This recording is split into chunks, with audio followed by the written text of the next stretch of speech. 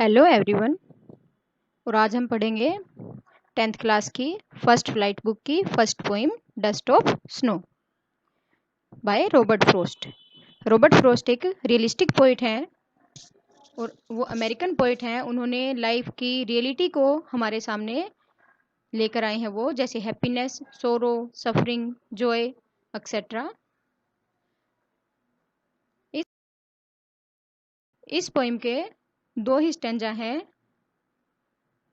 और इस छोटी सी पोइम के थ्रू पोइट हमें बताना चाहते हैं कि छोटी छोटी चीज़ों का इफेक्ट भी हमारे जीवन पर बहुत बड़ा पड़ सकता है। जैसे जिन चीज़ों को हम बिल्कुल छोटा सा समझते हैं वो भी हमारे जीवन में बहुत बड़ा बदलाव ला देती हैं। इस पोइम में एक क्रो है और एक हेमलॉक ट्री है। सिर्फ एक क्रो जो है उसने हेमलॉक ट्री से थोड़ी सी डस्ट पोइट के, डस्ट यहाँ मिट्टी नहीं है, धूल नहीं है, यहाँ डस्ट का मतलब होता है झाड़ना या small particles of the snow, और वो पोइट के ऊपर गिरते हैं और पूरा का पूरा पोइट का जो सैड मूड था वो इस छोटी सी घटना के कारण बदल जाता है। Now first stanza. The way A crow Shuk down on me the dust of snow from a hemlock tree. अब एक राइमिंग पोइम है और इसमें एक क्रो है और एक हेमलॉक ट्री है। क्रो जो है वो क्रो और हेमलॉक ट्री किस चीज़ के सिंबल होते हैं? डिस्पेयर के, डेथ के, फियर के, ग्लूम, डार्कनेस, सैडनेस, ये और ओमिनस सिंबल होते हैं ये। और इस पोएम के अंदर पोइट ने इन दोनों को डिस्क्राइब किया है। हेमलॉक ट्री एक पॉइजनस ट्री होता है जिसके छोटे छोटे वाइट फ्लावर होते हैं और इसको धतूरा भी कहते हैं। The way A crow Shuk down on me the dust of snow from a hemlock tree. यहाँ मी है पोइट, तो पोइट एक हेमलॉक ट्री के नीचे खड़े थे और एक क्रो, यहाँ पोइट ने क्लियर नहीं किया कि क्रो उसके पेड़ के ऊपर बैठा था या कहीं से उड़कर आया या पेड़ के ऊपर से उड़कर जा रहा था। तो क्रो जैसे ही हिला, हिलने से, क्रो के हिलने से कुछ डस्ट, स्नो की, बर्फ की कुछ डस्ट पोइट के ऊपर गिर जाती है। डस्ट यहाँ धूल नहीं, झाड़ दी कोई डस्ट। पोइट ने कहा है कि क्रो ने उसके ऊपर थोड़ी सी बर्फ गिरा दी, बर्फ के छोटे छोटे पार्टिकल्स गिरा दिए हेमलॉक पेड़ के ऊपर से। और यहाँ नीचे वर्ड मीनिंग भी है, इनको आप पढ़ सकते हैं।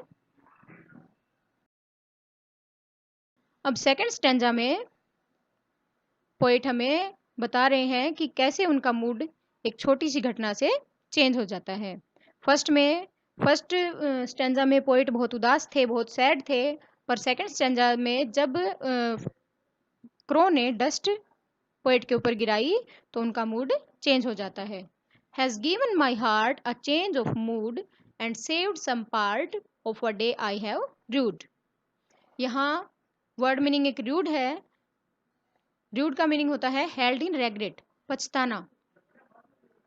तो अब पोइट कहते हैं कि जब क्रो ने मेरे ऊपर बर्फ गिराई तो उसने मेरे दिल के अंदर बहुत बड़ा बदलाव ला दिया।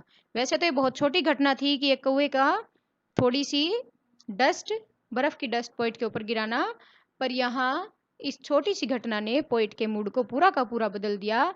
And saved some part of a day I have rued, और मेरे दिन का कुछ बचा हुआ हिस्सा जो मैंने पीछे बर्बाद कर दिया था, उसके बाद जो मेरे दिन का हिस्सा बच गया था वो मेरे लिए उस क्रो ने बचा लिया।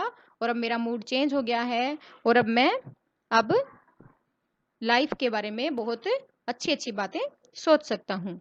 यहाँ डस्ट ऑफ स्नो जो है वो सिंबल है नेचुरल जॉय और एनर्जी का। अब इस पोएम की जो थीम है वो ये है कि हमें कई बार ऐसा लगता है कि हमें कोई बैड ओमन्स होते हैं, जैसे क्रो है, हेमलॉक ट्री है, पर वो रियलिटी में बैड नहीं होते जितना वो हमें दिखते हैं।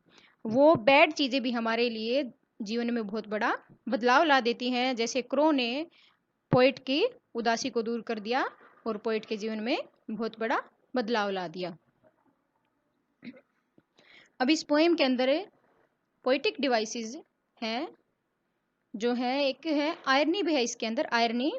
इसमें क्या है कि क्रो एक मैसेंजर ऑफ डेथ होता है, परंतु यहाँ क्रो की जो छोटी सी मोमेंट थी उसने पोइट के मूड को चेंज कर दिया।